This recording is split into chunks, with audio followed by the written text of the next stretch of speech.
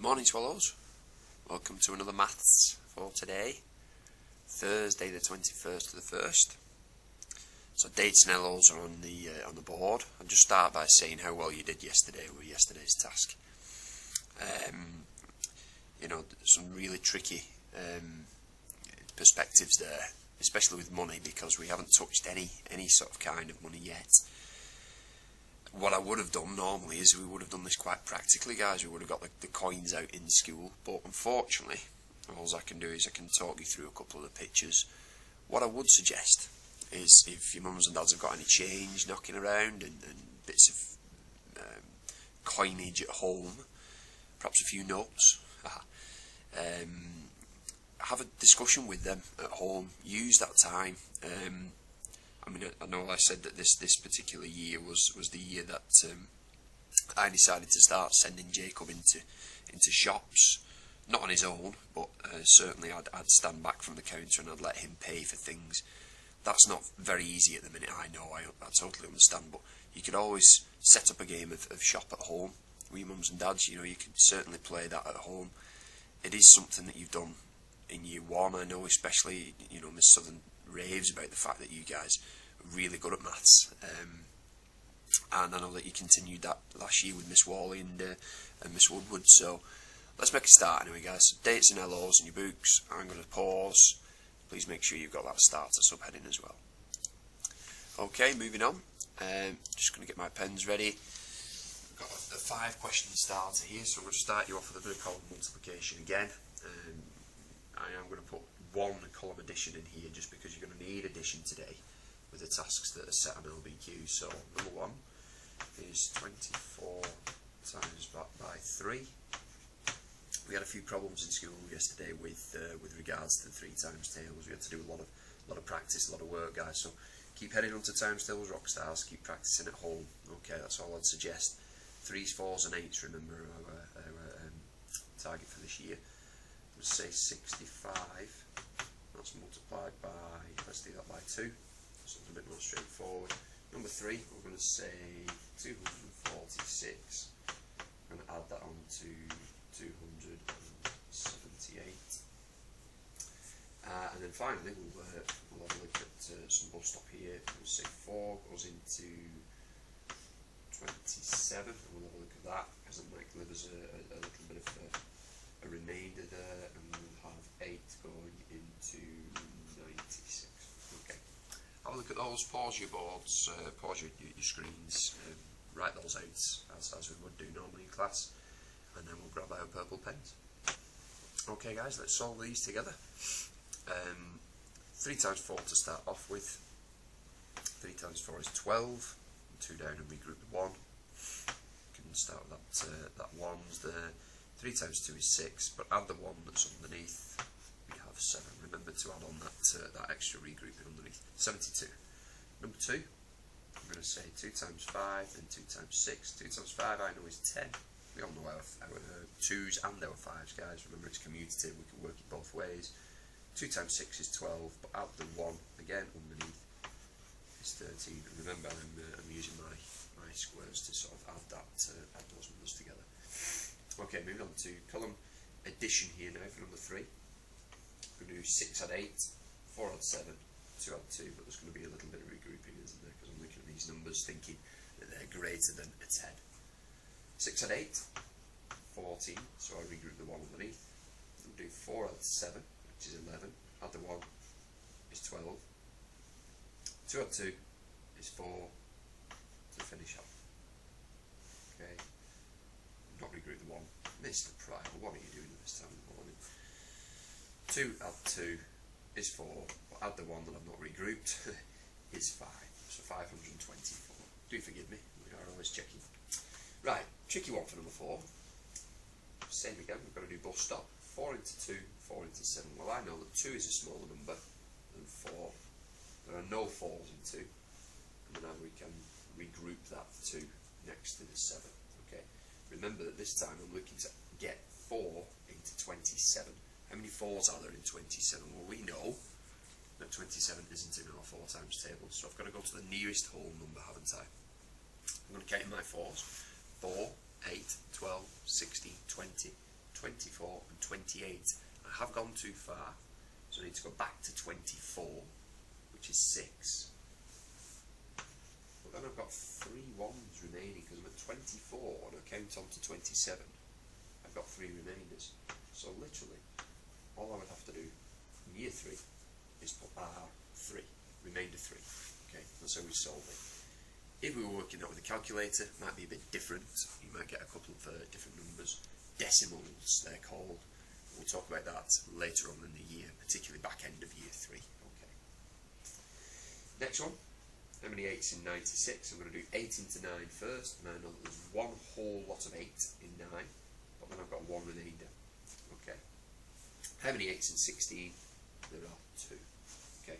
Fits as a straight whole number. Super job, well done. Moving on. This is what I asked you to do yesterday.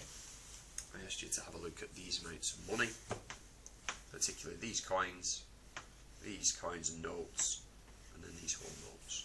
Hopefully, it helped to sort of visualise those coins. Perhaps you even got some money out, guys, with your parents at home, and you had a look at this on your kitchen tables as you're doing your work.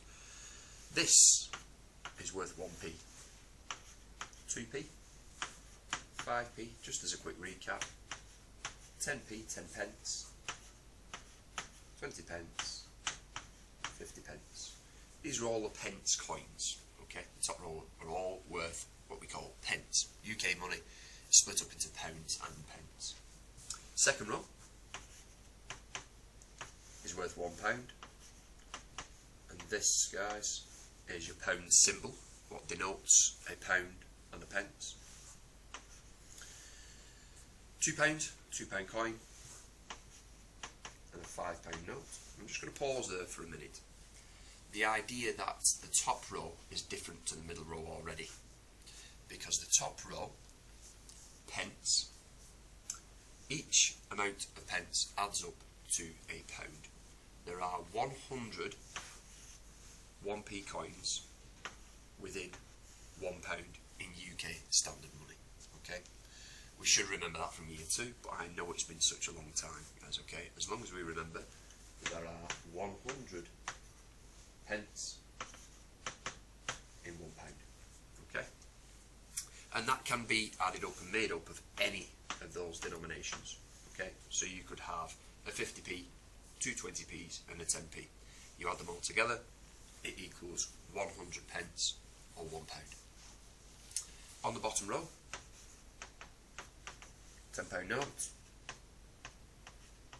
£20 note, and if you're very lucky sometimes, you might see a £50 note. They're quite big. However, how would you remember what each value of each note and each coin is?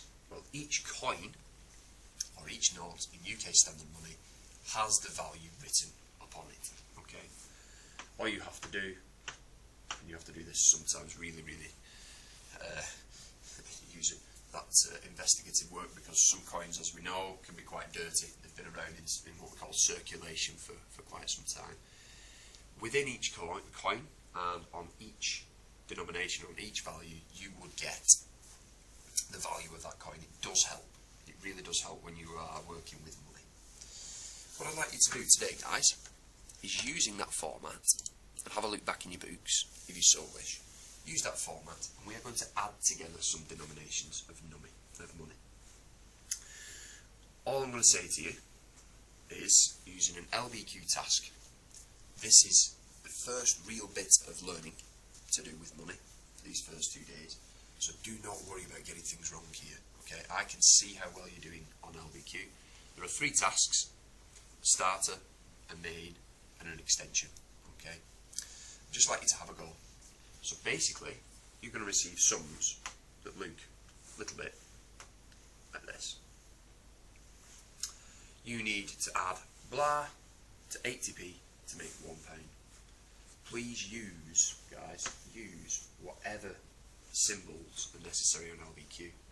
Use whatever images you've got on LBQ to support you. Basically, this question is saying to you, you need to add how many pence to 80p to get to £1. We've talked about the fact that there are 100 pennies in £1. So basically, the top with the pound symbol just equals 100. And you're jumping in numbers basically, guys. So within each jump, Freddy the Frog, at the top here, jumps in his tens this time. Okay, 10, 20, 30, 40, 50, 60, 70, 80. So what would you need in order to jump from 80 to 100 in your tens? You need 2 jumps, don't you guys? Sorry, I've written it here for you. How many pence? 10p, add 10p. A jump of 10, add 10. What's your missing amount? 20p. Okay, and you do not need to necessarily, guys, add that pound or pence symbol unless LBQ asks you to do so. Okay. The total of 30p and 35p for question 2 is blah. Use the image provided, guys. It's 10, add 10, add 10, which gives you 30. 10, add 10, add 10, add 5. 10, add 10, add 10, we know is 30. Add your 5. It's 35. Okay. 35 add 30, we know, gives us 65. You can use column addition for that, you know, if you needed to.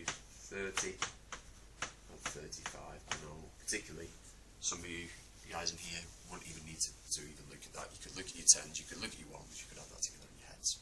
Okay. These questions do get a little bit more tricky. Question like this: £1 and 70p, and it's giving us a bar model here to help us. Add £1 and 20p is what? So first of all, I'm going to add together my pounds. 2 gives me £2, and I'm going to do 20p add 70p. 70 add 20 basically. 90. This dot in the middle, what's this dot? Well, I'm just going to quickly briefly explain it. That's called a decimal point.